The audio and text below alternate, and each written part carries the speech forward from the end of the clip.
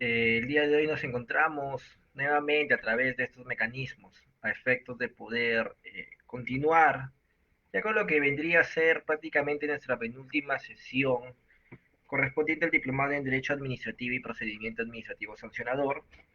Y bueno, con relación a los chicos que competen a la sesión de gestión pública, sería esta su penúltima sesión con mi persona, para que luego de la sesión del día lunes, esto es en esencia el martes, puedan en buena cuenta iniciar sus sesiones de gestión pública, conforme les ha sido detallado en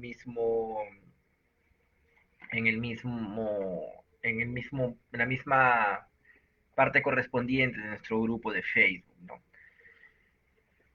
Habida cuenta de que estamos a través de estos mecanismos, les agradeceré que puedan, por favor, confirmarme que el audio y video es correcto, sin perjuicio de que pueda, en buena cuenta, eh, confirmarlo por mis propios medios.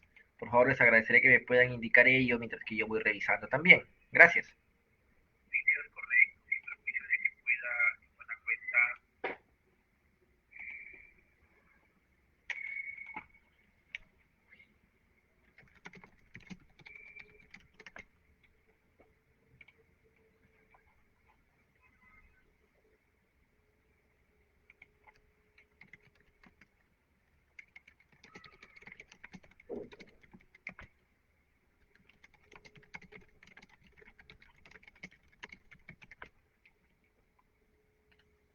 Bueno, he podido advertir que el audio y video es correcto.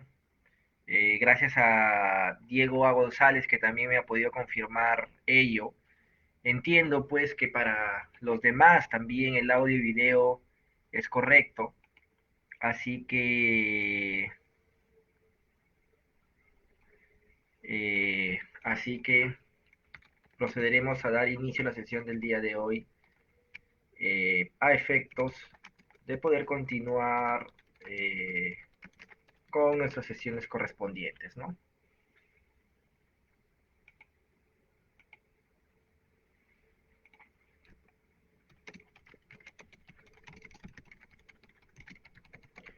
Bueno, como ustedes podrán advertir del muro de nuestro grupo, se ha podido subir hace aproximadamente unos 10 minutos un material que se encuentra titulado, una diapositiva, un PowerPoint, que corresponde a la sesión del día de hoy y la del próximo lunes, que se encuentra titulado como clase 7 y 8-PAS. Les agradeceré que puedan acceder, revisar justamente eh, este material a efectos de que puedan tenerlo a la vista y podamos desarrollar nuestra sesión de manera participativa. Les agradeceré que cuando tengan alguna duda o precisión que deseen realizar sobre lo que estamos desarrollando, la puedan hacer llegar a través del chat que tenemos para poder hacer esta clase un poco más dinámica. Daré un minuto a efectos que puedan descargar el material y podamos tenerlo a la vista independientemente de que compartamos la pantalla mientras que desarrollamos la sesión del día de hoy, por favor.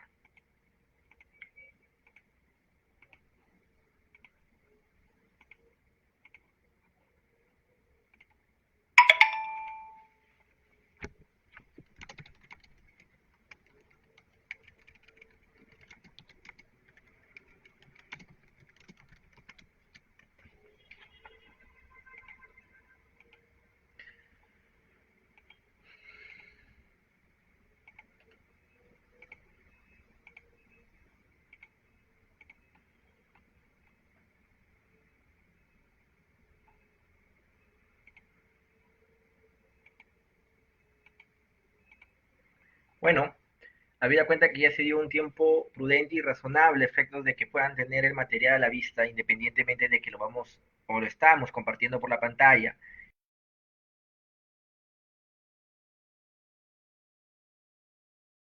En las diapositivas vamos a tener una primera parte que en buena cuenta trae a colación diapositivas y conceptos que ya desarrollamos, que los tocaremos de manera rápida, sintética, ¿no?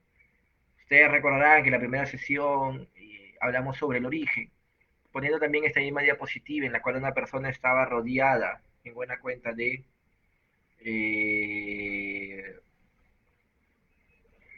de reglas y de un Estado que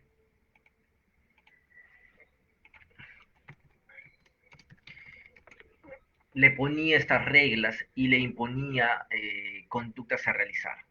Nosotros nos preguntábamos por qué el Estado interviene de manera tan constante en nuestras vidas, si es legítima esta intervención estatal en nuestras vidas, de ser así, en qué medida, bajo qué parámetro ello es válido y si siempre el Estado ha estado allí, ¿no?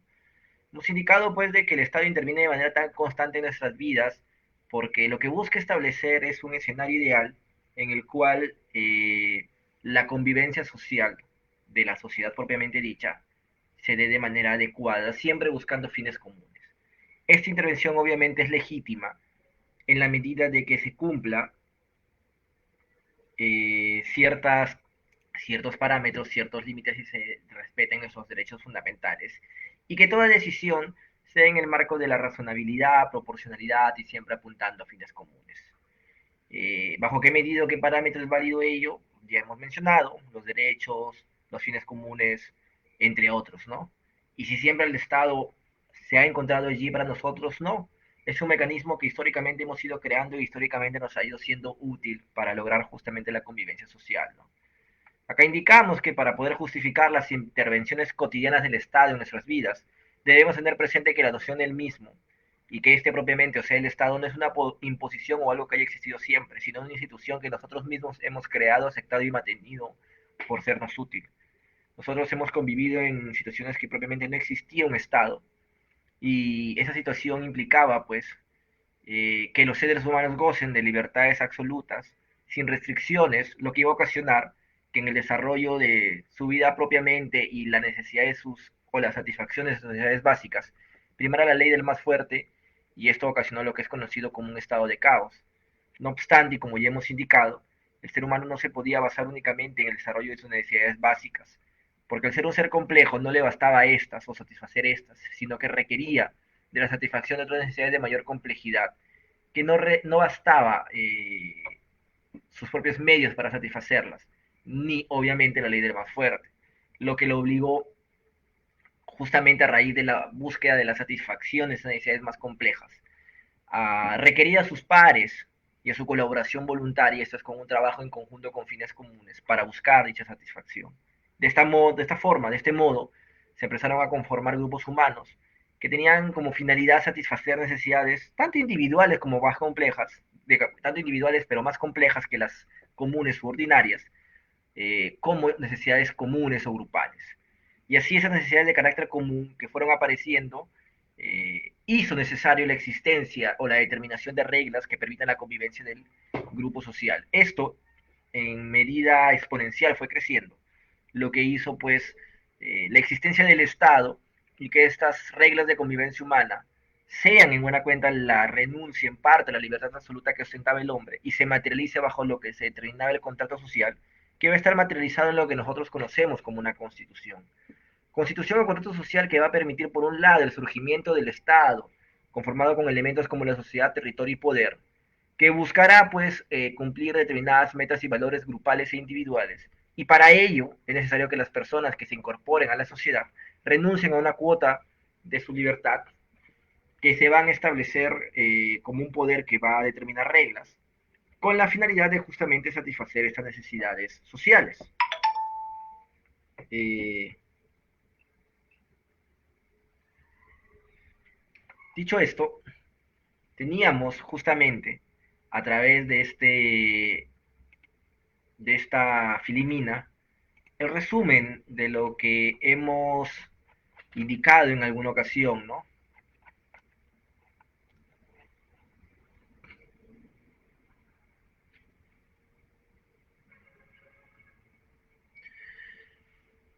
El cual, en buena cuenta,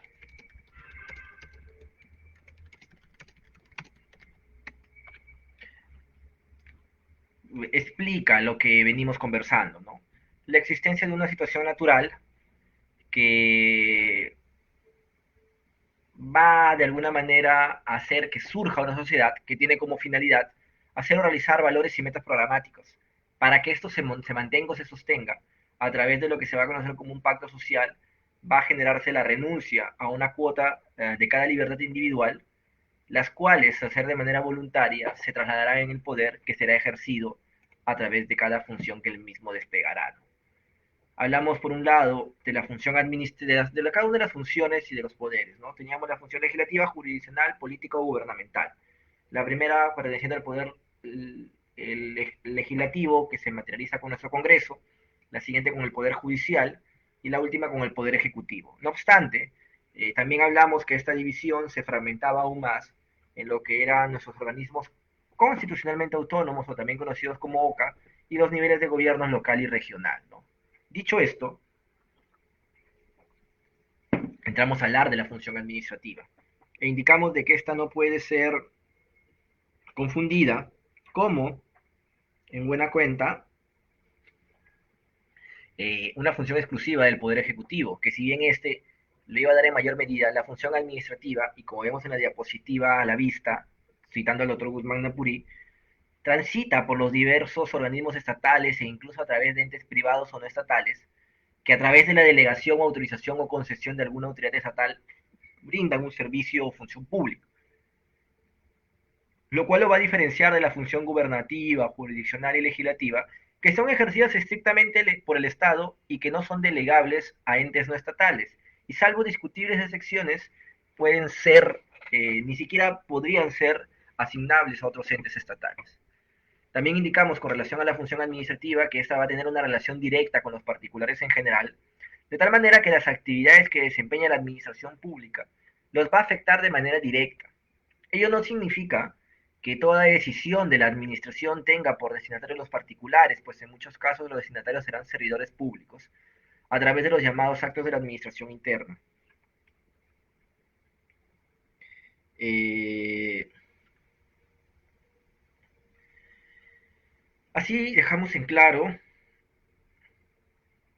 justamente una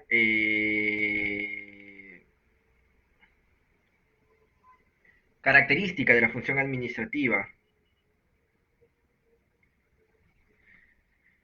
la cual se advierte o permite evidenciar que va a pasar por cualquiera que tenga la característica o la naturaleza de entidad de la administración pública y va a tener como destinatario directo el administrado. Sea porque sobre este va a recaer la acción administrativa que materializará la función administrativa, o sea porque esta puede recaer no en él, sino en un funcionario público, pero que a través de este funcionario se le va a brindar un servicio al administrado.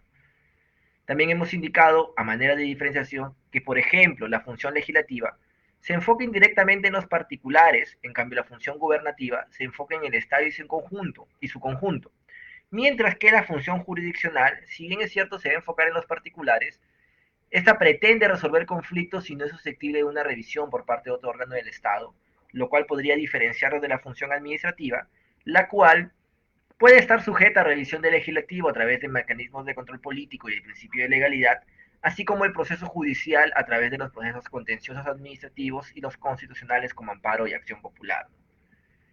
Dicho esto, tenemos que la función administrativa constituye el conjunto de decisiones adoptadas por parte de quienes son reconocidas como entidades públicas, que tienen como finalidad satisfacer intereses públicos de los ciudadanos, y esto va a ir de conformidad siempre con el principio de legalidad y las políticas públicas establecidas con el Estado, que no buscan más que lograr la satisfacción de intereses comunes, intereses sociales.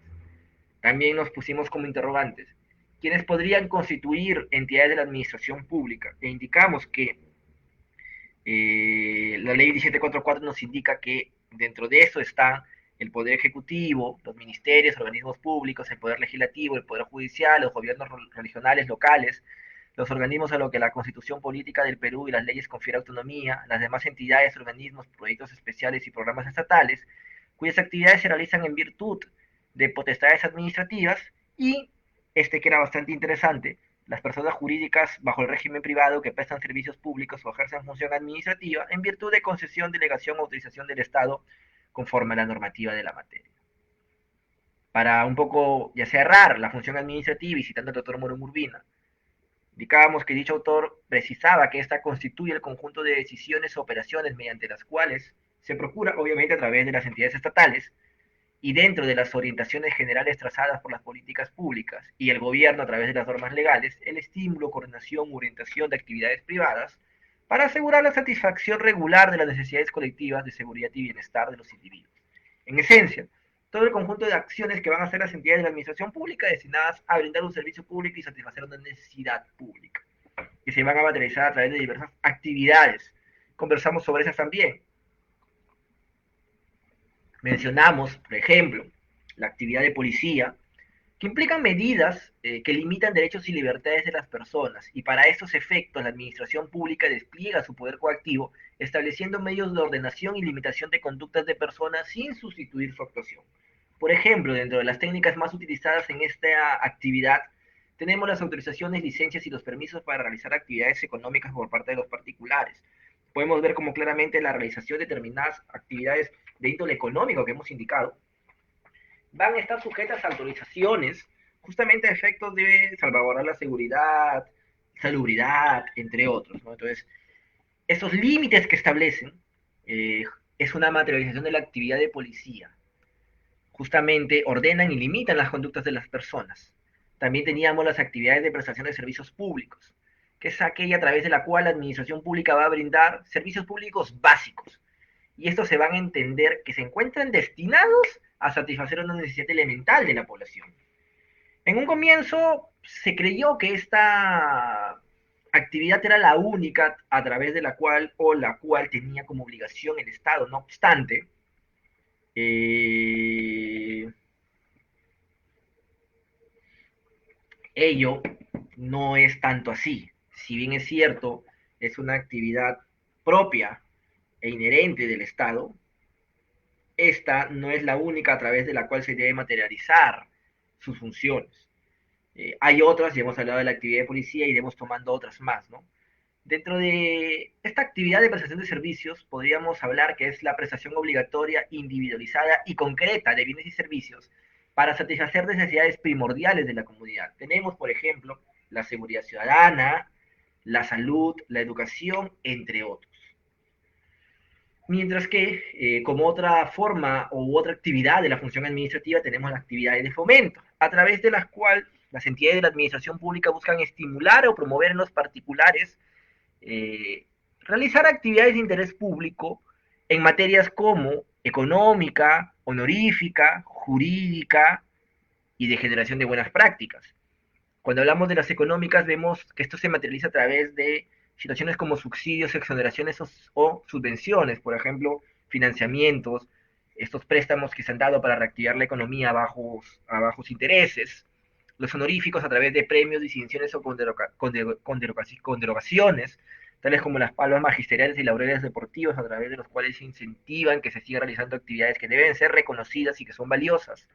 Los jurídicos que lo que buscan es una estabilidad o simplificación administrativa, podríamos hablar de estas últimas, que son aquellas que buscan que la normativa que establece el Estado a efectos de que brinda el servicio público a solicitud del ciudadano sea más amigable y más accesible al mismo y que no tenga pues en buena cuenta eh, pues eh, límites irrazonables. Finalmente hablábamos de las actividades de fomento materializadas a través de lo que se conoce como generación de buenas prácticas, entre las cuales podríamos ver situaciones como campañas de concientización, charlas informativas, ferias, entre otras, que en buena cuenta busca pues de que se concientice a la población respecto de actividades que deben, en buena cuenta pues, ser conocidas, tratadas y manejadas por la ciudadanía y que tendrán como consecuencia el aseguramiento pues de bienes comunes, ¿no? Otra actividad es la actividad normativa, que consiste en la emisión de normas jurídicas de rango secundario, es decir, inferior a la ley, denominadas en forma genérica como reglamentos.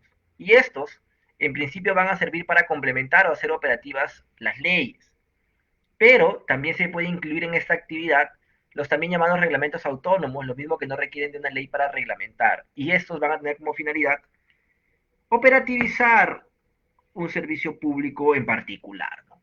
Otra actividad es de la solución de controversias, a través de la cual la administración pública va a resolver controversias que se susciten entre personas, empresas y o el propio Estado, y actuará como un tercero imparcial a través del denominado procedimiento administrativo trilateral, cuyo resultado puede ser susceptible de una revisión judicial.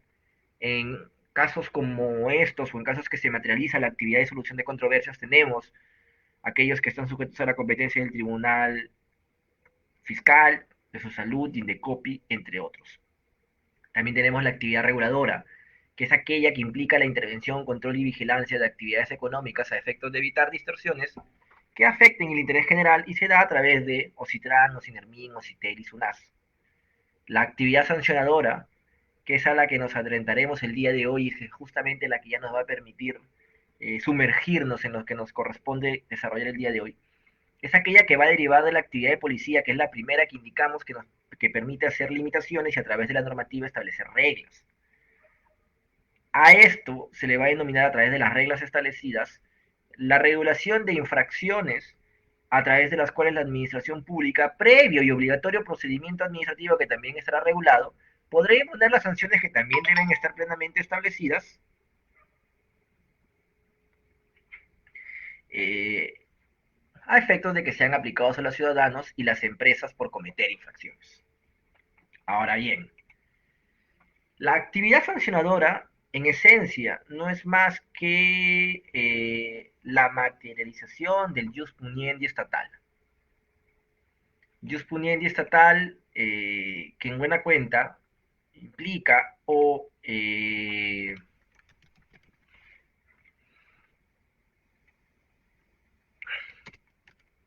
significa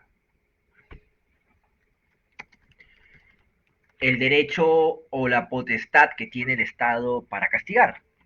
El Estado, como entidad de la administración pública, podrá castigar a los ciudadanos que en buena cuenta incurran en el incumplimiento de la normativa que tiene por finalidad salvaguardar la, ¿cómo decirlo? Las finalidades públicas y bien común estatal. Eh, el Estado, como hemos indicado, tiene una serie pues de funciones o facultades a su cargo, lo cual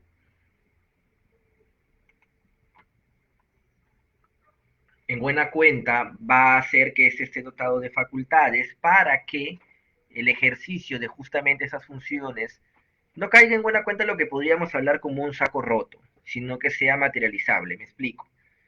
No serviría de mucho que el Estado pueda establecer reglas de conducta, puede establecer roles, puede establecer parámetros, pueda regular cómo realizar muchas actividades, si es que estas no tienen un mecanismo que las respalda para su cumplimiento, o en su defecto, que castiga su incumplimiento y también a la par busca evitar que las mismas se incumplan.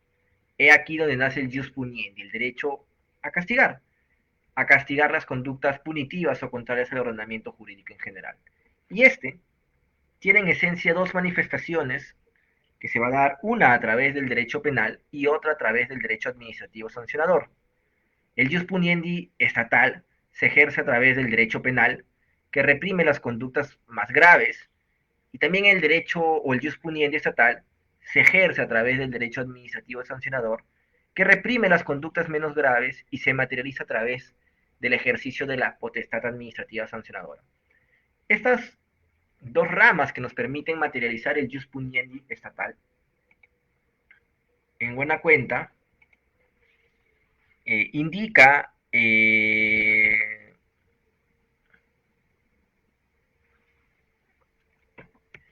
indica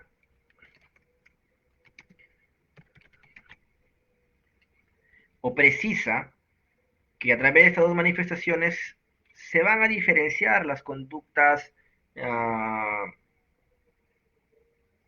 transgresoras, en unas que van a tener mayor gravedad y en otras que van a tener menor gravedad.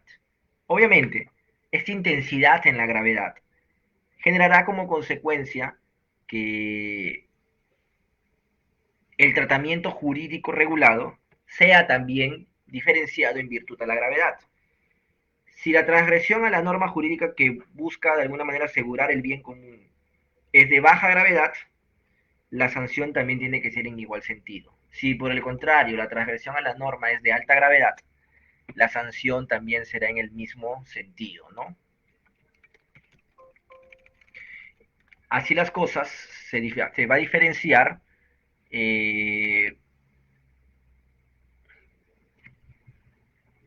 se podrán diferenciar estas a través de lo que conocemos como el derecho penal y el derecho administrativo sancionador, ¿no? El derecho penal regulará obviamente todas las conductas más gravosas y por ende tendrán consecuencias más gravosas. Estas serán catalogadas como delitos y por regla general tendrán como consecuencias penas privativas de libertad, ¿no? En cambio, las correspondientes al derecho administrativo sancionador son o serán conductas menos gravosas y por ende serán pues conductas que tendrán una consecuencia menor. Esta consecuencia menor, en esencia, será una sanción administrativa que no podrá ser una pena privativa de libertad. Ahora bien, tenemos que el Tribunal Constitucional ha desarrollado un poco lo que hemos indicado a través de diversos pronunciamientos y para ello, por ejemplo, les hemos traído la sentencia recaída en el expediente 1873-2009/PA-TC, que nos indica: el ejercicio de la potestad sancionadora administrativa requiere de un procedimiento legal establecido, pero también de garantías suficientes para los administrados, sobre todo cuando es la propia administración la que debe actuar como un órgano instructor y decisor, lo que constituye un riesgo para su imparcialidad. Y si bien no se le puede exigir a los órganos administrativos la misma imparcialidad e independencia que se le exige al Poder Judicial, su actuación y decisiones deben encontrarse debidamente justificadas, sin olvidar que los actos administrativos son fiscalizables a posteriori. Nos dejen claro el TC, pues, de que se puede ejercer una potestad sancionadora, pero tiene que tener ciertos límites. Las garantías, un procedimiento y una salvaguarda de autonomía e imparcialidad, que no necesariamente debe llegar a los mismos niveles que el Poder Judicial. De otro lado, complementa el TC, sin ánimo de poner o proponer una definición, conviene precisar que el objeto del procedimiento administrativo sancionador es investigar y, de ser el caso, sancionar supuestas infracciones cometidas como consecuencia de una conducta ilegal por parte de los administrados. Si bien la potestad de dictar sanciones administrativas, al igual que la potestad de imponer sanciones penales, derivan del jus puniendi del Estado, no puede equipararse ambas, dado que solo las sanciones penales dado que no solo las sanciones penales son distintas a las administrativas, sino que los fines en cada caso son distintos. La reeducación y reinserción social en el caso de sanciones, la reeducación y reinserción social en el caso de las sanciones penales y la represiva en el caso de la administrativa. Quiere decir que lo que se busca con la sanción administrativa es evitar que se cometa la misma. En cambio, con la penal lo que se busca es, ya incurriste en una sanción tan grave, que lo que busco es pues reeducarte para posteriormente reinsertarte. A ello, nos dice el TC, hay que agregar que en el caso del derecho administrativo sancionador, la intervención jurisdiccional es posterior a través del proceso contencioso administrativo o amparo según corresponda. Nos hace notar pues lo que ya hemos indicado. El, la clara relación entre el derecho penal y derecho administrativo, justamente por en buena cuenta el hecho de que estos subyacen jurisprudencia estatal, ¿no? Pero no deja de lado el hecho que sean distintos y por ende tengan un tratamiento distinto en relación a las sanciones que cada uno aplica y en relación a la finalidad. Continuando con la sentencia, el TC nos indica, no obstante, la existencia de estas diferencias existen en común, no obstante la existencia de estas diferencias, existen puntos en común, pero tal vez el más importante sea el de los principios generales del derecho penal, que son de recibo con ciertos matices en el derecho administrativo sancionador. Sin agotar el tema, nos indica el TC, conviene tener en cuenta cuando menos algunos de los principios que son de recibo, protección y tutela en sede administrativa. Nos habla A del principio de legalidad, nullum crimen, nullum poena, sine ley. No existe crimen, es nula la sanción, el crimen o el delito, es nula la pena si no establecido en una ley, si no está establecido en una ley. Conforme al cual nos indica, la ley debe preceder a la conducta sancionable determinando el contenido de la sanción y corresponde pues a la ley delimitar el ámbito del ilícito sancionable por expresa prescripción constitucional, de modo que no puede ser objeto de regulación reglamentaria ni mucho menos de precisiones extranormativas. Nos está diciendo, oye, en la ley tiene que estar el crimen, el delito y la sanción o la pena. Y eso tiene que ser antes de que ocurra en la conducta. Si yo incurro en la conducta y no está regulada en la ley, no es punible ni sancionable. Principio de legalidad.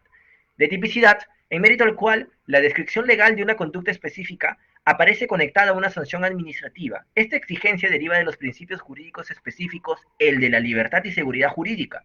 Conforme al primero, las conductas deben estar exactamente delimitadas sin indeterminaciones, mientras que en relación al segundo, los ciudadanos deben estar en condiciones de poder predecir de manera suficiente y adecuada las consecuencias de sus actos, por lo que no caben cláusulas generales e indeterminadas de infracción que permita una actuación librada de arbitrio de la administración, sino que sea prudente y razonada. Conforme a este principio, los tipos legales genéricos deben estar proscritos y aunque la administración a veces se conduzca sobre la base de estándares deontológicos de conducta, estos son insuficientes por sí solos para sancionar, pues aunque se puedan interpretar como conceptos jurídicos indeterminados, la sanción debe sustentarse en análisis concretos y pormenorizados de los hechos, desde los conceptos jurídicos y no sobre las bases de los juicios apodícticos o que invoquen en abstracto el honor o la dignidad de un colectivo, puesto que los tribunales administrativos no son tribunales de honor. Eh, y las sanciones no pueden sustentarse en una suerte de responsabilidad objetiva del administrado, lo que nos conlleva a revisar el siguiente principio, nos indica. Tipicidad indica la clara precisión de la conducta a sancionar, que en eso no puede ser genérica, y nos trae a colación acá la relación con la libertad y la seguridad jurídica. La libertad en el sentido que tengo que saber hasta dónde puedo actuar libremente, y la seguridad jurídica para saber a qué consecuencias yo me atengo, ¿no? El de culpabilidad, que establece que la acción pues sancionable debe ser imputada a título de dolo o culpa, lo cual importa la prohibición de responsabilidad objetiva, esto es que solo se puede imponer una sanción si es que la conducta prohibida y su consecuencia están previstas legalmente. En el caso del derecho penal es más sencillo apreciar cómo opera este principio, puesto que además de la tipificación realizada en el código y de indicarse las sanciones que se pueden imponer a título de dolo o culpa, se establece parámetros necesarios para que la sanción no resulte arbitraria y desproporcionada. Mínimos y máximos. Principio de proporcionalidad de la sanción, que nos indica que es la sanción que se imponga debe corresponder con la conducta prohibida, de modo que están prohibidas las medidas innecesarias o excesivas. Corresponde pues que el órgano que aplica la sanción pondere la intencionalidad, reiteración del acto, así como los perjuicios causados. Veo una consulta, permítame revisarla, por favor, un minuto.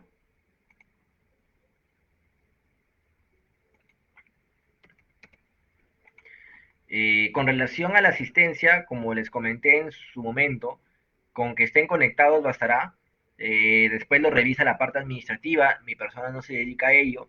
Entiendo de que el medio a través del cual se conecten es indistinto siempre que eh, se vea su conexión, ¿no? Con ello se podrá contar con o determinar, o mejor dicho, pues establecer que estuvieron asistiendo a la sesión, ¿no? Ahora, continuamos y podemos acá un poco tener la conclusión de lo que hemos hablado, ¿no? La potestad sancionadora es parte de una de las facultades de la administración pública, está dentro de los alcances del jus puniendi que ostenta el Estado y tiene un reconocimiento legal y ausencia explícita de un reconocimiento constitucional. Reconocimiento legal a través de la ley 2744, y si bien es cierto, la Constitución explícitamente no reconoce la existencia, pues, de una potestad sancionadora,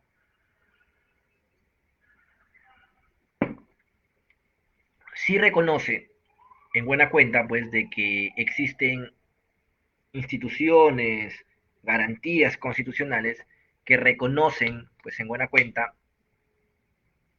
lo que conocemos como la potestad sancionadora. Por ejemplo, el Estado Constitucional de Derecho, entre otros, ¿no? Acá podríamos tener un resumen de lo que hemos indicado. La administración pública tiene potestades administrativas para tutelar el bien común. Esas potestades administrativas es un poder jurídico atribuido por el ordenamiento jurídico, la ley, y dentro de eso tenemos la potestad sancionadora. Para ello se debe calificar una infracción, que una conducta califica como una infracción y determinar una sanción establecida en la ley. Ese es un castigo al administrado ante la lesión de bienes jurídicos protegidos. Pero esto nos traería una pregunta a colación. ¿Todo puede ser sancionado?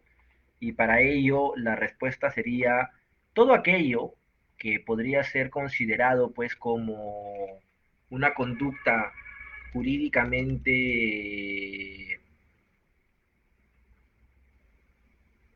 inviable, una conducta jurídicamente desleal, desechable o reprochable, y también lo que podríamos entender como a aquello que vamos a encontrar establecido como tal en la norma.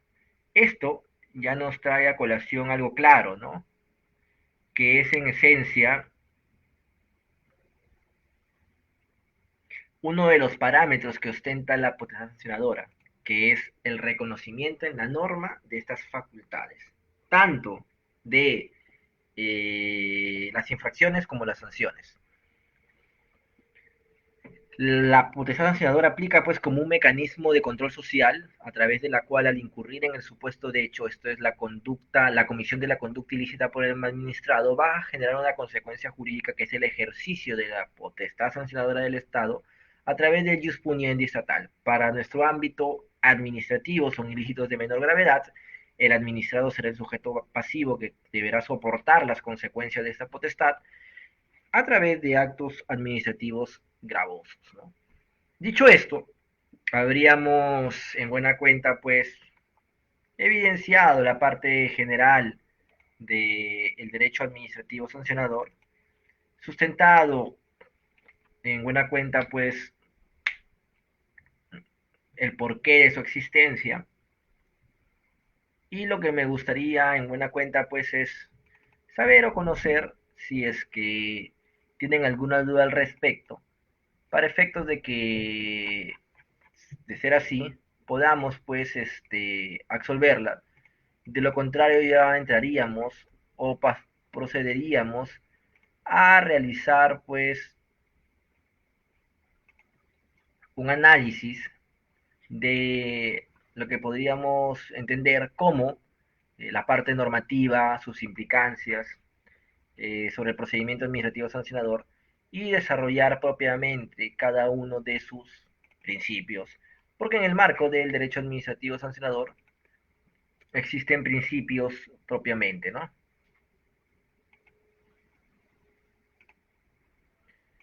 En todo caso, si tienen alguna consulta, podemos esperar al menos un minuto a efectos de poder resolver las mismas.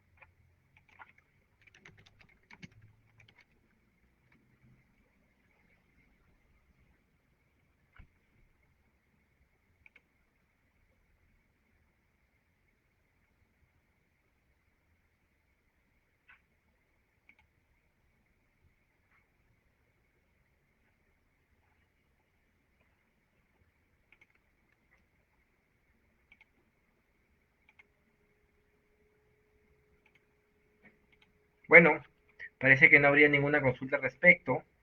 Dicho esto, pasaremos a desarrollar lo que nos compete para los siguientes minutos, ¿no? Como podemos advertir, nos adentraremos al marco ya legal de la potestad sancionadora, ¿no? Y estos, en esencia, de manera general, se encuentran regulados en los artículos 247 al 259 del texto único ordenado de la Ley 1744, la Ley de Procedimiento Administrativo General, que ha sido aprobado por el Decreto Supremo 004-2019-JUS. Ustedes podrán ver que en el segundo párrafo de la diapositiva a su vista, hacemos un interrogante que indica la Ley 2744, Ley de Procedimiento Administrativo General, modificada por el Decreto Legislativo 1272 y el Decreto Legislativo 1452 y el TUO. ¿A qué viene esta consulta? Y acá voy a precisar algo que creo que es importante para entender cómo debe interpretarse la norma. Ahora bien, eh, sobre este tema, lo que podemos indicar es lo siguiente, ¿no? En primer lugar, que es importante entender o conocer qué rol tiene el texto único ordenado eh, y qué efectos tiene el mismo. Lo digo porque, en primer lugar, hay dos textos únicos ordenados. Uno del 2017, el 001, y el de 2019, el 004. El texto único ordenado, como su primer nombre lo indica, tiene como su finalidad hacer un texto único que ordena todas las modificaciones de una norma que tendrá varias en su haber. La ley 2744 es una norma que se emitió en el año 2001. Del 2001 al 2021 hay un poco más de 20 años de su vigencia. Evidentemente ha surtido más cambios de que los que tenemos a la vista, que es el decreto legislativo 1272 y el decreto legislativo 1452. ¿Qué va a generar esto en la práctica? Que vamos a tener una ley con un montón de cambios, de modificaciones, de parches. Entonces, al momento de aplicarla, debemos hacer a colación cada uno de estos. Lo que indefectiblemente hace difícil o complicado su utilización de manera práctica. Por ende, nada más como forma de una técnica legislativa y de una correcta interpretación y orden de la misma, existen los tubos.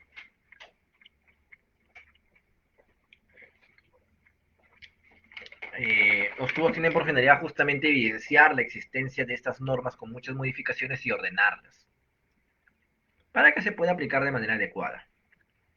La aprobación y creación de un tubo no implica generar efectos, solamente ordenar.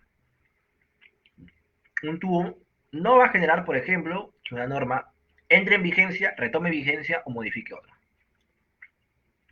Estos sucesos de los efectos van a darse con la norma originaria y sus respectivas modificaciones al momento que esas han regulado. Por ejemplo, cuando se emitió en el 2001 la ley 2744, evidentemente existía una serie de procedimientos regulados por una norma previa a esta.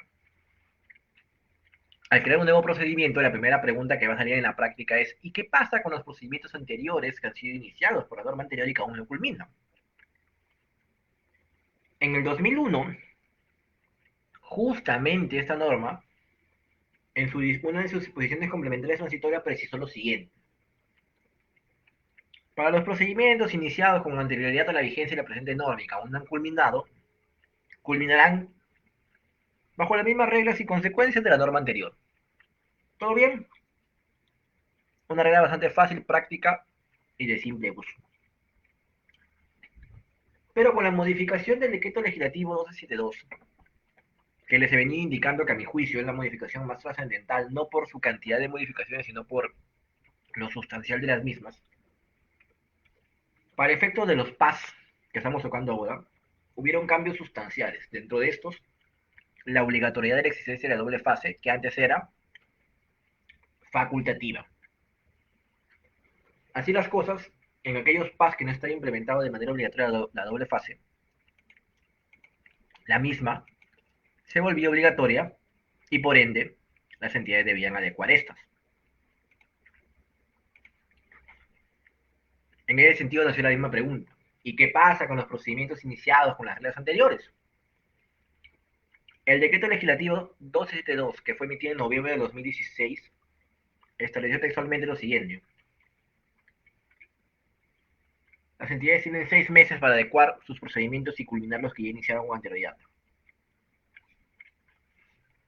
En dicho sentido, no te ponía la misma regla que en el 2001, sino te decía, tienes 6 meses para cerrar tus procedimientos. En la práctica sucedió lo que tal vez muchos estén pensando. Como la administración pública es extremadamente lenta, no pudo terminar los procedimientos en esos 6 meses, pasaron los mismos, y tenía procedimientos aún en trámite iniciados antes de noviembre del 2016, pasados los 6 meses que dio la norma sin culminar. En muchas entidades de la administración pública la pregunta fue, ¿y qué hacemos? Muchos de estos revisaron el texto de la norma y revisaron el texto único ordenado. Como el texto único ordenado lo que hace es ordena, compila, pero no elimina y no surte efectos, ni genera efectos, en su contenido existían dos disposiciones transitorias que aparentemente eran contradictorias. La del 2001, que nunca fue dejada sin efecto, porque no tenía por qué ser dejada sin efecto si no tenía un ámbito de aplicación temporal, y la del 2017. Y algunos empezaron a decir, si esta disposición sigue acá y no la han derogado, y tengo un tubo aprobado, quiere decir que ha retomado vigencia y la puedo aplicar. Tanto es así que se hicieron consultas al MINJUS, me parece que esta fue del Ministerio de Producción, si no me falla la memoria, y el MINJUS le dijo, no, esa disposición complementaria transitoria, como su propio nombre lo dice, tiene una transitoriedad en el tiempo y era para los procedimientos iniciados antes del 2001 de la vigencia de la 2744 con la norma anterior. No se expulsa después del ordenamiento jurídico y con la nueva modificación y para efectos del 1272 existe su propia disposición complementaria transitoria. El tubo no revive la vigencia de esa normativa, por ende no se aplica esta disposición sino la de los 6 meses. Es importante tener en cuenta esto porque pueden existir confusiones respecto y para qué sirve el tubo y qué genera el tubo y qué consecuencias tiene el tubo y son un poco las que estamos conversando. Ahora bien, regresando al ámbito normativo, estas reglas que hemos indicado se encuentran en esos artículos, disciplinan la facultad que se le atribuye a cualquiera de las entidades de la administración pública para que se establezcan las infracciones administrativas y sus consecuencias que son las sanciones hacia los administrados. Esta, nos dice la norma, se aplica con carácter supletorio a todos los procedimientos establecidos en las leyes especiales, los que deben observar necesariamente los principios de la potestad sancionadora administrativa, así como la estructura y garantías previstas en el procedimiento sancionador. Las reglas son supletorias, excepto los principios, la estructura y las garantías. Nos indica que los procedimientos especiales no pueden imponer condiciones menos favorables a los administrados que las previstas en dicho capítulo, y que la potestad disciplinaria sobre el personal de las entidades se rige por la norma en la materia. Esto es concordante con lo establecido en el título preliminar de la LEPAJ, la cual indica en su artículo 2 que la ley, la LEPAJ, contiene normas comunes para las actuaciones de la administración del Estado, de la función administrativa del Estado, y regula todos los procedimientos administrativos desarrollados en las entidades, incluyendo los especiales. Que las leyes que crean y regulan procedimientos especiales no pueden imponer condiciones menos favorables a los administrados que las previstas en esta ley, y que las autoridades administrativas al reglamentar los procedimientos especiales cumplirán con seguir los principios administrativos, así como los derechos, deberes de los sujetos del procedimiento establecidos en esta ley. Esto es importante porque al decir en cumplimiento que es supletorio y que luego no puede dejar de observar condiciones, garantías y estructuras mínimas, hubieron dudas. Y esta duda se tradujo en esta consulta jurídica 2017, en el cual se indicó lo siguiente. Un primer punto a aclarar es que la intención del legislador con la modificación del artículo 2 de la Ley 2744 mediante el decreto legislativo 1272 no fue desconocer la regulación de los procedimientos especiales cuya existencia se justifica de acuerdo a sus particularidades, a su propia naturaleza, al interés público involucrado y el objeto que se persigue. Ello, tal como se desprende de la exposición del motivo del decreto legislativo 1272.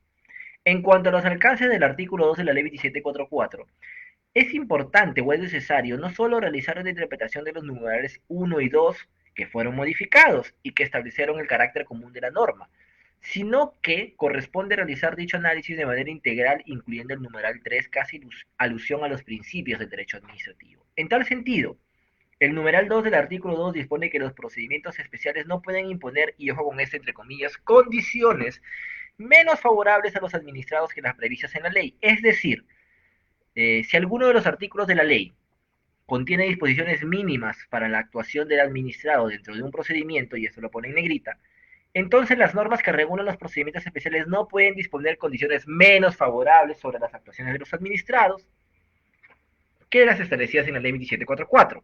En esa línea nos indica, esta dirección general considera que el artículo 207 de la ley, al momento de establecer el plazo para, entre comillas, resolver un procedimiento recursivo, no está regulando una condición respecto de alguna actuación del administrado en el procedimiento administrativo, sino por el contrario, al tratarse de un plazo para emitir un pronunciamiento, en realidad lo que regula es una actuación de la autoridad administrativa. Por tanto, indica, es un error afirmar que el plazo para resolver el procedimiento recursivo establecido en el artículo 207 de la ley 1744 contiene una regla sobre la actuación de los administrados que debe ser respetada en los procedimientos especiales como una condición mínima en beneficio de aquellos. Por el contrario, es completamente correcto afirmar que los plazos para resolver los recursos administrativos al interior de los procedimientos regulados por la normativa especial de competencia, en este caso la consulta fue de Indecopi, se encuentren plenamente vigentes y aplicables, no siendo en lo absoluto contrarios a la finalidad unificadora de la ley 1744 conforme a su artículo 2. Ello en la medida que no se trata de una condición mínima referida a la actuación de los administrados, sino el plazo para que la autoridad realice su función procedimental al emitir la decisión administrativa. Acá nos deja claro de que se habla de condiciones mínimas y son las condiciones que están a favor del administrado, no las condiciones a favor o que tiene como obligación la administración. Y que debemos evaluar cuáles son estas para que no se transgredan. Dentro de las condiciones mínimas, obviamente, están los principios de la potestad sancionadora.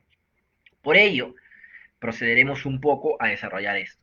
Ahora bien, corresponde ingresar a desarrollar normativamente y de manera práctica los principios. No obstante, si tienen alguna consulta al respecto de esta parte de las condiciones mínimas, por favor háganmela saber antes de iniciar. Les doy un par de minutos a ver si continuamos.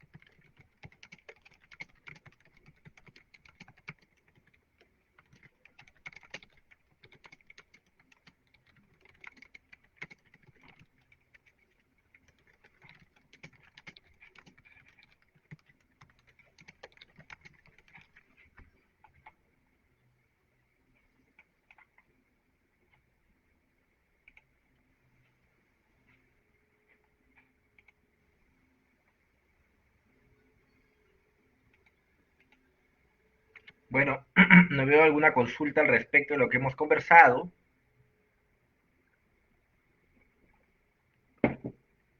Entiendo que este tema relacionado pues a la,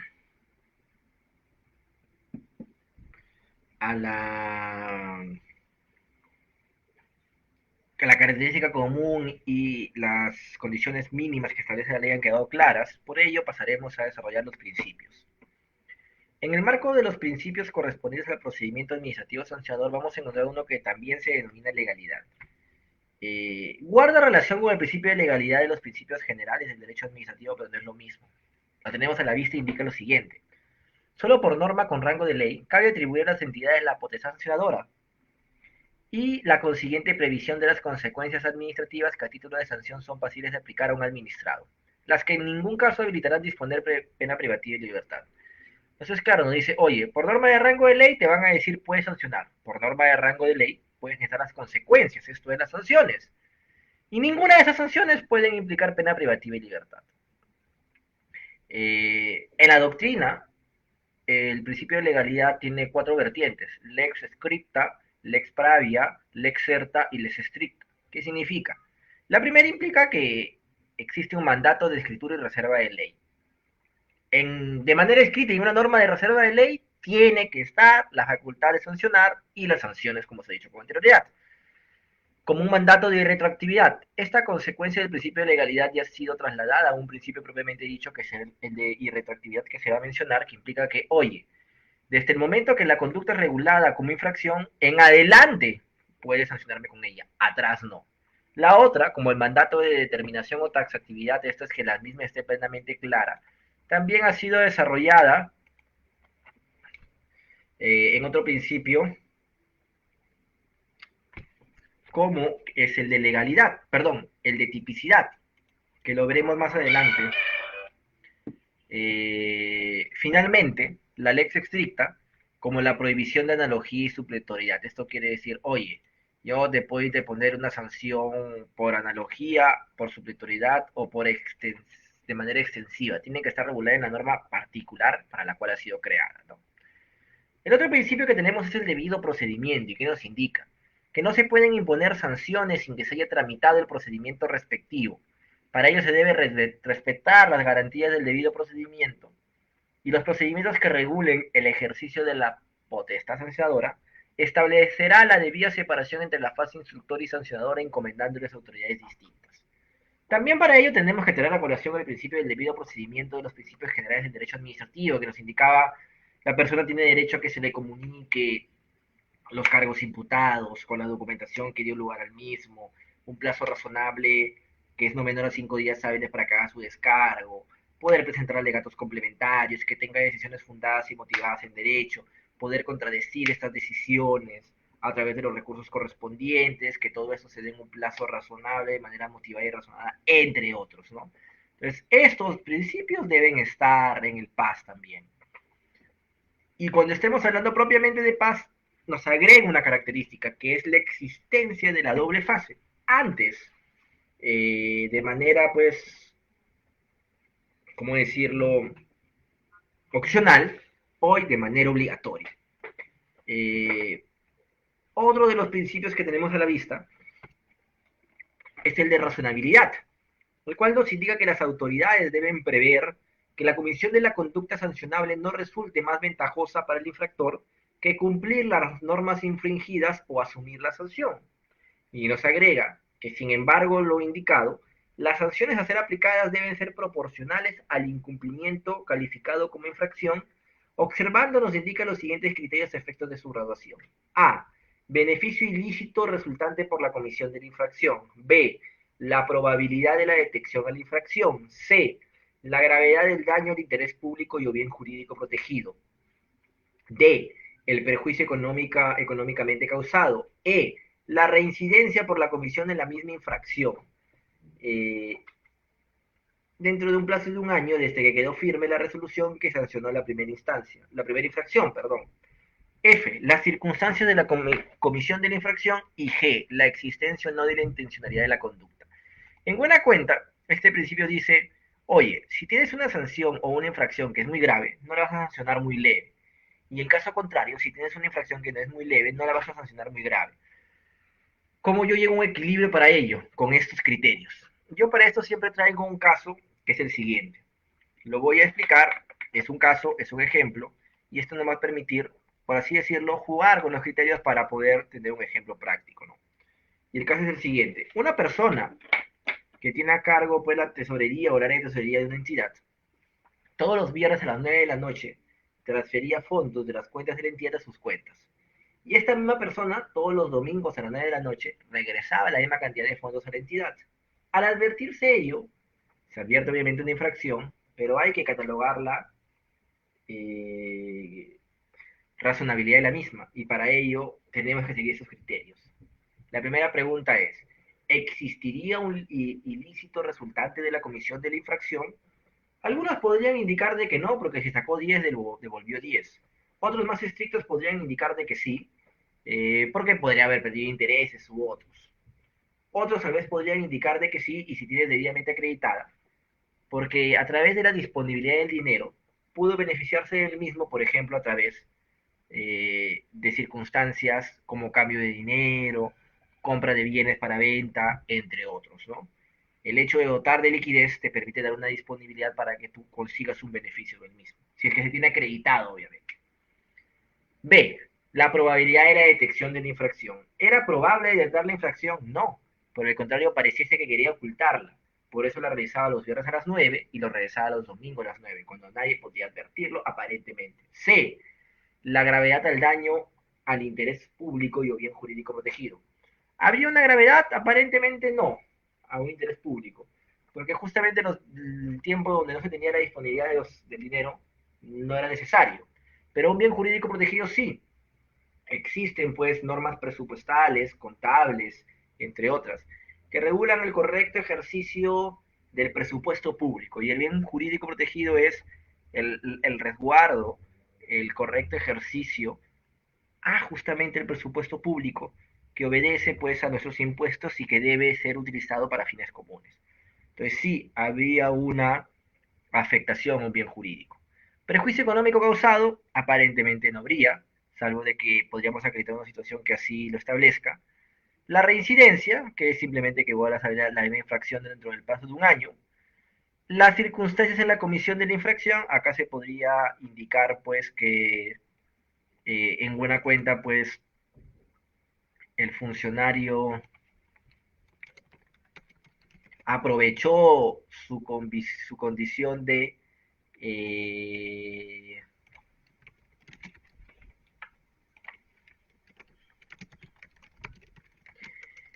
el jefe de tesorería a efectos de realizar esta situación. Estas circunstancias podrían agravar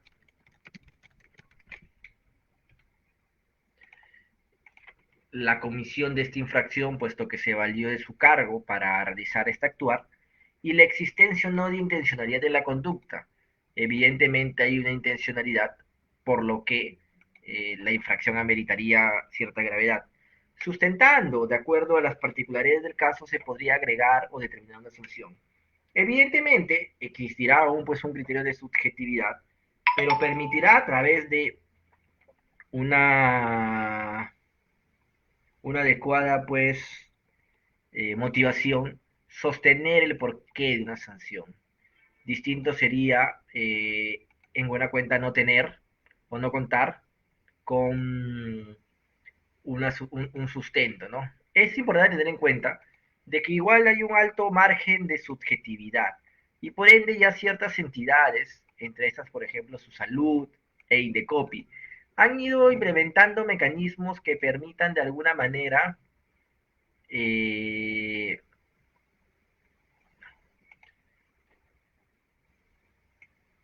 establecer criterios más objetivos para lograr una sanción más razonable, ¿no? Estos son, por ejemplo, establecer fórmulas a través de la comisión de cada uno de estos elementos que luego de advertir su configuración o no, te permitirán llegar a un factor que permitirá establecer si la falta es leve, muy grave, muy grave, y a partir de ello aplicar determinadas sanciones ya establecidas, ¿no? Esto, en buena cuenta, considero que es un punto medio entre una sanción tasada en su totalidad y una sanción no tasada, como las que tenemos hoy por hoy, pero que nos establecerá algún criterio, ¿no? Ahora bien, dicho esto, quisiera saber si tal vez tienen algo que precisar, consultar con los tres principios básicamente que venimos desarrollando, sobre todo tal vez con este último, donde suelen haber algunas preguntas antes de tal vez pasar al principio de tipicidad. De ser así, me permitirán un minuto revisar el chat, si no continuaríamos.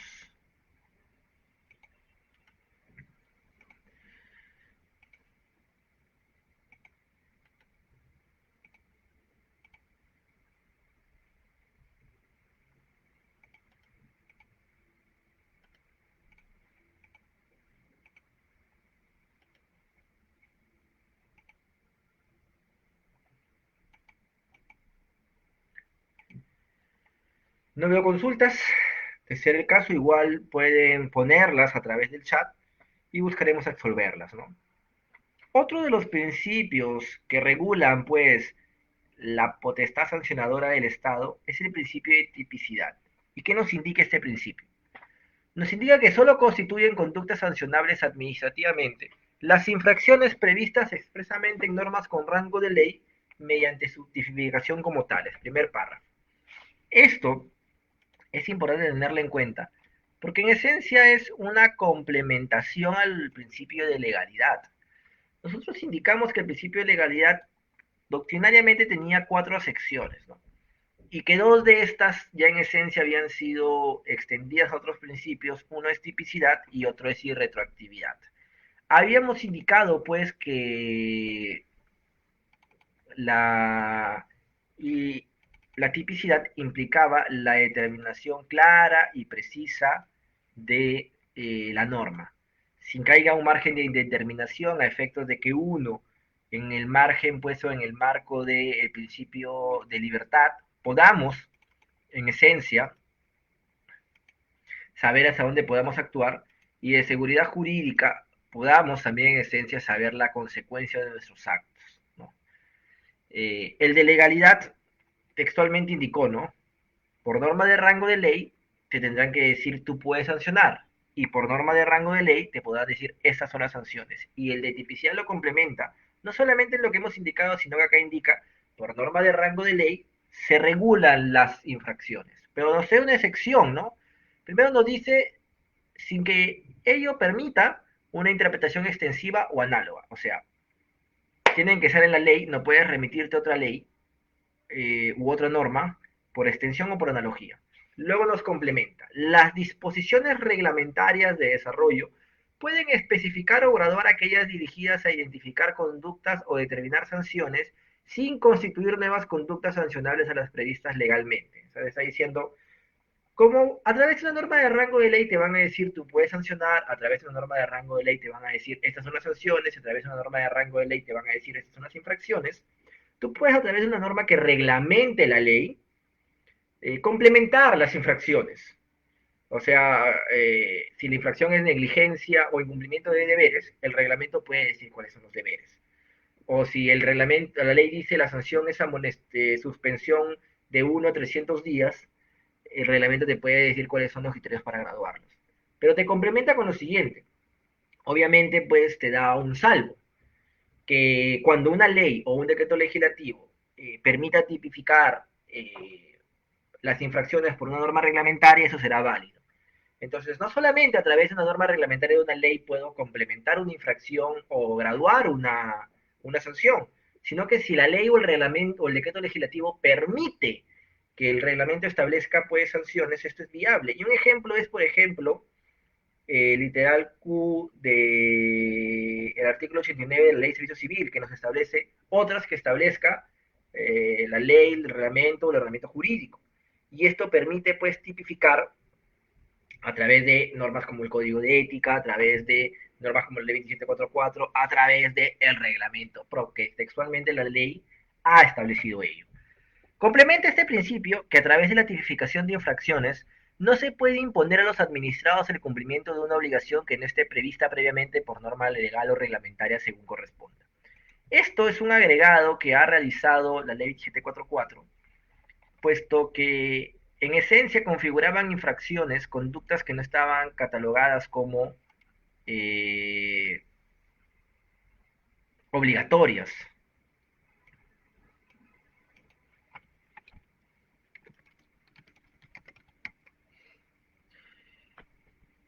Para poner un ejemplo, iremos al procedimiento sancionador de los servicios complementarios que tiene a cargo, por ejemplo, la SUTRAN. La SUTRAN fiscaliza tránsito, transporte y servicios complementarios. Los servicios complementarios son, como su propio nombre lo dice, aquellos servicios que complementan brindar el servicio de tránsito, transporte. En esencia son dos: CITVs y los establecimientos médicos. Los CITVs son los centros de inspección técnica vehicular, a través de los cuales se dicen que tu vehículo está bien para que siga manejándose, ¿no? O de alguna manera, pues, eh, trasladándose durante el territorio nacional.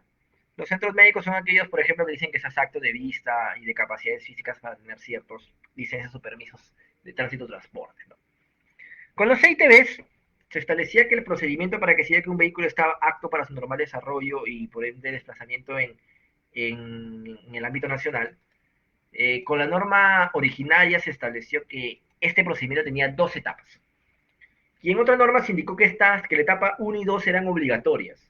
Y en la misma norma se indicó que es una infracción el incumplimiento de las normas del procedimiento del CITV. Luego se modificó y se estableció una etapa más en el procedimiento del CITV, pero no se estableció como obligatorio esta etapa.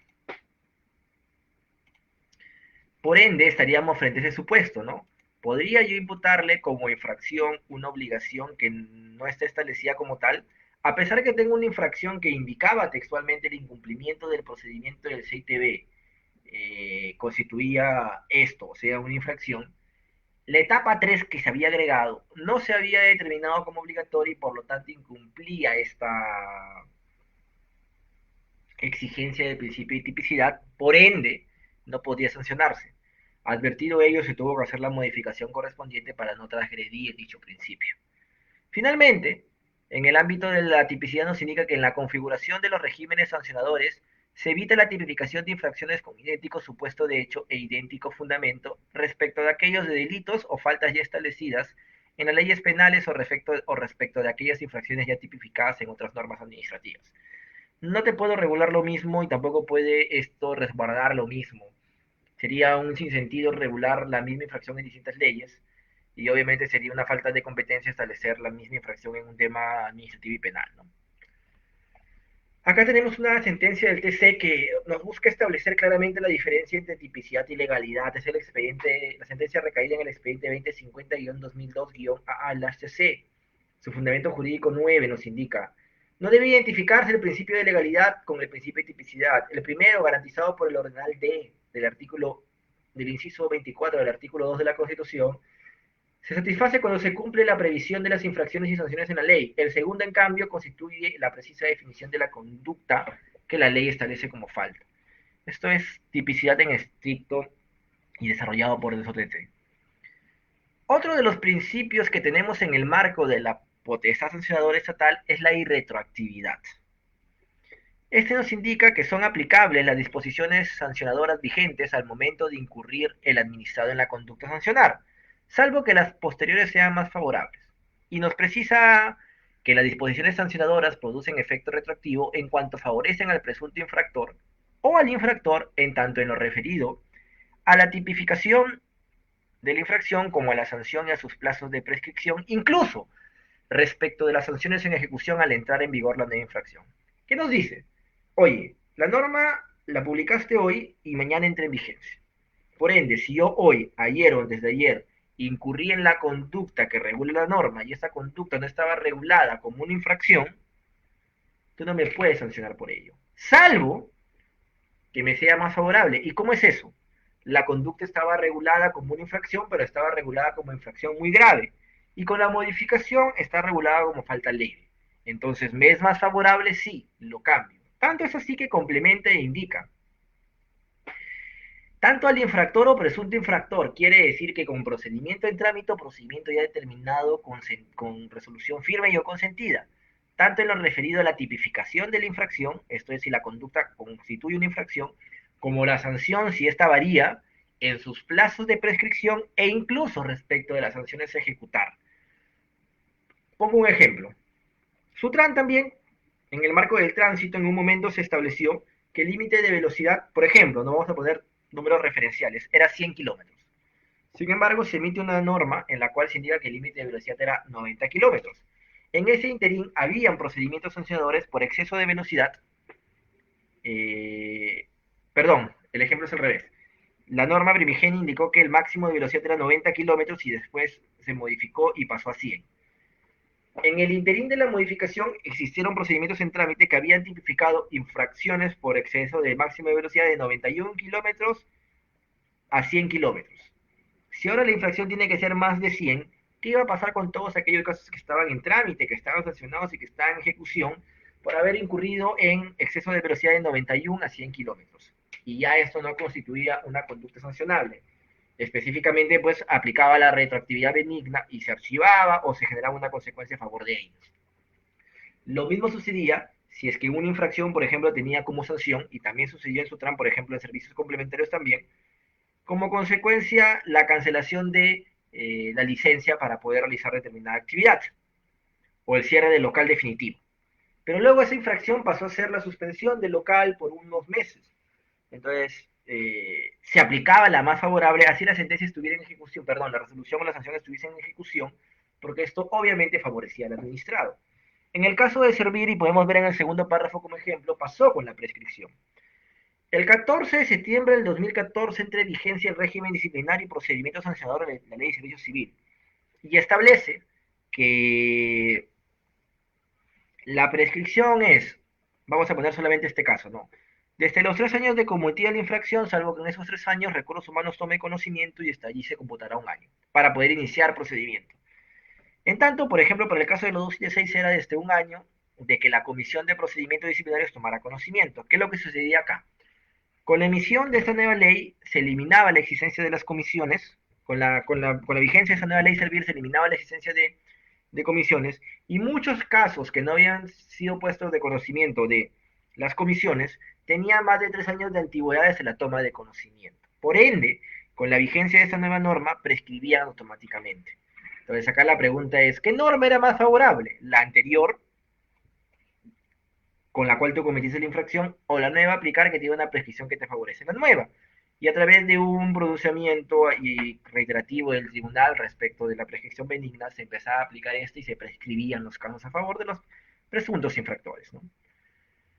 Otro de los principios, concurso de infracciones, y nos indica que cuando más de una misma conducta califique como más de una infracción, se aplicará la sanción prevista para la infracción de mayor gravedad sin perjuicio de que puedan existir o exigirse, perdón, las demás responsabilidades que establezcan en las leyes. Esto es sencillo, esto es claro. Si con una conducta tú incurriste en más de una infracción, no te hago sumatorias, simplemente agarro y te digo, oye, te aplico la más grave. Esto difiere un poco del derecho penal porque en el curso hay real o el ideal. El real se toma la más alta como en este y en el ideal se suma, ¿no? Hasta la máxima que es 35 años, si no me falla la memoria. Acá no hay esta última, únicamente tomo la más grave, a pesar de que sea un sinnúmero de infracciones y por esa sanción. La continuación de infracciones nos indica que, para determinar la procedencia de la imposición de sanciones por infracción en las que el administrado incurre en forma continua, se requiere que hayan transcurrido por lo menos 30 días hábiles desde la fecha de la imposición de la última sanción y que se acredite haber solicitado al administrado que demuestre haber cesado la infracción dentro de dicho plazo. Las entidades bajo sanción de nulidad no podrán atribuir el supuesto de continuidad de la imposición de sanción en los casos que a. Se encuentre en trámite un recurso administrativo interpuesto en el plazo contra el acto administrativo mediante el cual se impuso la última sanción. B. El recurso interpuesto no hubiera recaído en acto firme. C. Cuando la conducta que determinó la imposición de la sanción original haya perdido carácter de infracción administrativa por modificación del ordenamiento jurídico, sin perjuicio de la aplicación del principio de retroactividad. En buena cuenta te dice, oye, si tú ya sancionaste, ya te sancioné por un caso, y dentro de 30 días después vuelves a hacer lo mismo, existiría la continuidad y por ende la sanción podría ser más grave. Otro principio, y a pesar que parezca bastante sencillo, es bastante interesante e importante, es el de causalidad. El principio de causalidad en esencia nos indica lo siguiente. La responsabilidad debe recaer en quien realiza la conducta omisiva o conducta constitutiva de infracción sancionable. Es lógico, si yo incurro en la infracción, sobre mí tiene que recaer las sanciones. Pero esto no es tan sencillo en la práctica. Y suceden supuestos. Yo voy a poner el siguiente ejemplo. Este ejemplo en tres supuestos. Si a mí me asignan un bien en la entidad y A, me roban, B, me hurtan o 3, se me pierde, no en todos procederá una consecuente sanción sobre la misma. Por ejemplo, eh, si yo hablo de un robo, hablo de un hecho el cual implica la existencia de una violencia, el cual, en buena cuenta, a través de la misma o de ciertas circunstancias que repelen mi voluntad, me extraen un bien. Entonces, indicar que por mi culpa me robaron sería sostener que yo buscaba que me roben o que en buena cuenta debí resistirme al mismo sin importar mi integridad. Por ende, no podría haber una infracción acá, que hay una ruptura del nexo causal, puesto que la pérdida, deterioro o sustracción del bien se ha dado a consecuencia de un acto ajeno. El hurto tiene similitudes similares o situaciones similares, puesto que uno tampoco busca que eso suceda y que si bien es cierto no genera o no se genera generalmente por violencia, sí se da en base pues a una astucia, una argucia, ¿no? Generalmente el hurto es cuando sacan el celular de la cartera, sin que te des cuenta, entre otras cosas, ¿no? Pero la pérdida implica, dependiendo de sus circunstancias, que yo por una negligencia pierdo el bien, ¿no? En dicho sentido, si mi actuar descuidado implicaría la responsabilidad de ello. Digo esto porque estos casos sucedían continuamente y cuando yo he tenido la oportunidad de estar a cargo de secretarías técnicas de la entidad, sucedían estas situaciones y obviamente, de acuerdo al caso, se podía determinar responsabilidad o la inexistencia de la misma, siempre que además exista documentación que pueda sostener la aseveración, ¿no? Si, por ejemplo, existía la respectiva denuncia, esto fue informado al superior inmediato y no existía alguna contradicción al respecto, y estábamos hablando de robo o hurto, la responsabilidad se podría determinar como inexistente en virtud de este principio. Ahora bien, ojo que también acá estamos presumiendo sobre los hechos bajo la presunción de veracidad, puesto que si tuve conocimiento de un caso en el cual una persona alegó un hurto, en el aeropuerto Jorge Chávez se pidieron las cámaras de ese día y se vio que no fue un hurto, se vio que la persona dejó ahí la cámara, la laptop que le habían asignado y se le perdió. Entonces allí había pues responsabilidad por la pérdida y responsabilidad por la mentira, lo cual generó pues doble sanción y hasta mejor dicho una sanción bastante grave, ¿no? Eso también sucede, por ejemplo, con el reconocimiento de crédito de vengado que pasa en el Estado. En el Estado, para adquirir un bien o un servicio hay todo un procedimiento.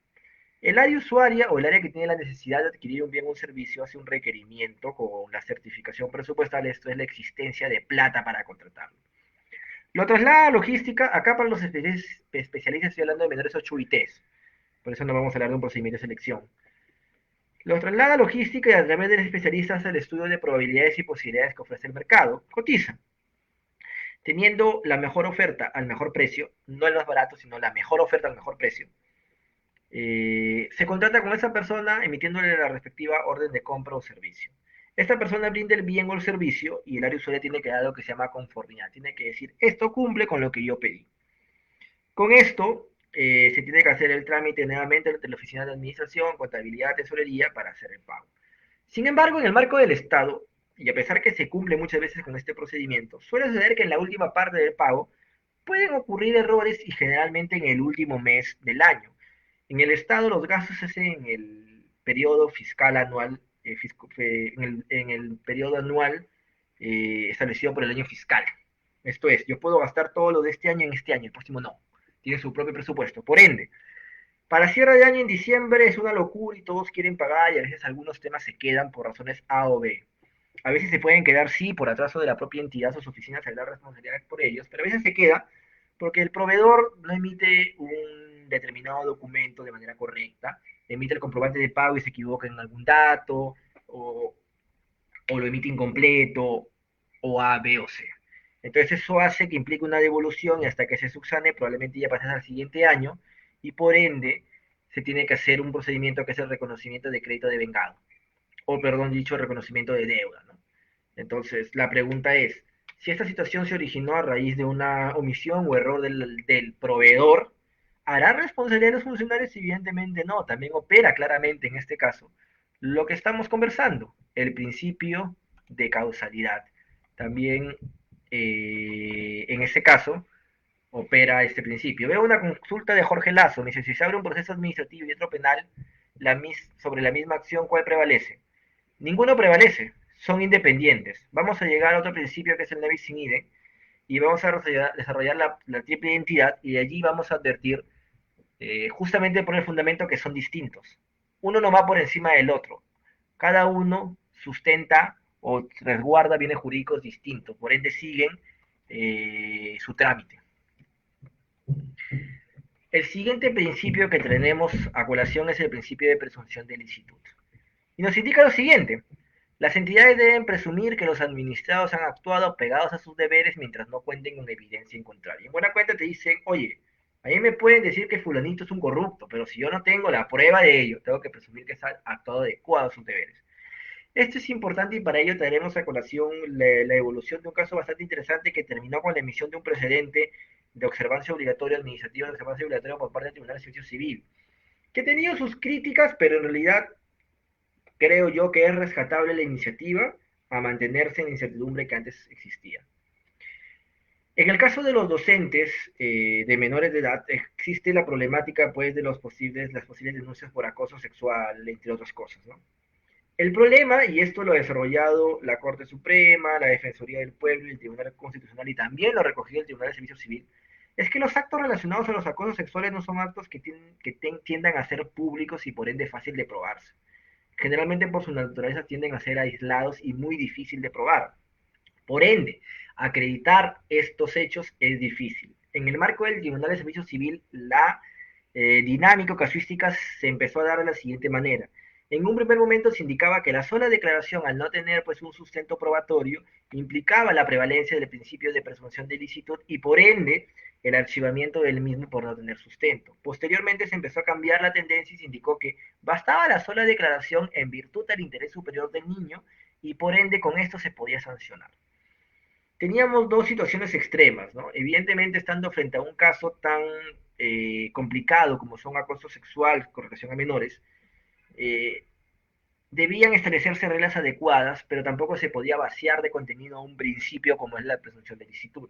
A raíz de ello empezaron a sacar pronunciamientos que también se basaron en análisis. En primer lugar, se advirtieron que la ausencia pues, de pruebas para poder determinar o no la existencia de responsabilidad en estos casos se debía generalmente a el descuido de las propias entidades. Por ende, a través del precedente que he hecho mención, se estableció obligación de hacer actuación probatoria, al menos indiciaria. Si bien es cierto, va a ser casi imposible que en todos los casos se pidan, por ejemplo, videos, audios, fotos o conversaciones, sí pueden existir elementos periféricos que permitan acreditar ello. Por ejemplo, con relación a la misma declaración, que la misma sea coherente, se mantenga y no sea contradictoria en el marco del procedimiento, para lo cual será necesario que la misma se practique más de una vez. Que la misma sea coherente a los hechos y que sea coherente a la edad del niño. Si es un menor, tendrá cierto desarrollo físico, emocional e intelectual para indicar ciertas acciones en cierto sentido, lo cual permitirá acreditar o determinar su credibilidad o no. La obligatoriedad de realizar pruebas psicológicas que puedan determinar o no si fue víctima de un tema de acoso sexual. Eh, Tomar declaraciones de los posibles compañeros o testigos y hasta del presunto agresor a efectos de poder determinar si éste tiene estos rasgos. Entre todos los medios probatorios que puedan determinarse siempre para que de manera conjunta, al menos indiciariamente, te permita concluir si existe o no existe responsabilidad.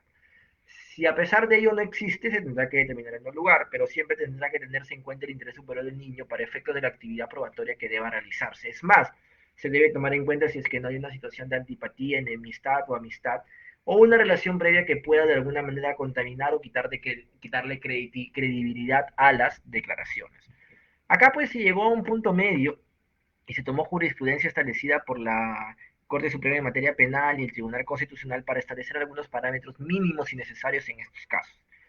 La situación pues ha tenido alguna crítica porque indicaba de que se establece carga probatoria mayor y no puede establecerse el principio superior del niño para poder determinar o no responsabilidad, pero es, si bien es cierto, como todo mejorable, al menos un paso que ya se ha tomado para efectos de poder arreglar esta situación tan complicada, ¿no? Otro principio que tenemos en el marco del procedimiento, tengo una consulta de la compañera Ana Elisa Ose, nos indica, en un concurso de infracciones al administrado se le puede aplicar todas las infracciones que constate sin perjuicio que se le aplique la sanción grave. No se le puede aplicar toda, se le aplica, perdón, se le puede aplicar todas las, claro, se le tipificará todas las infracciones, si son una, dos, tres o 10, todas las infracciones se tipifican,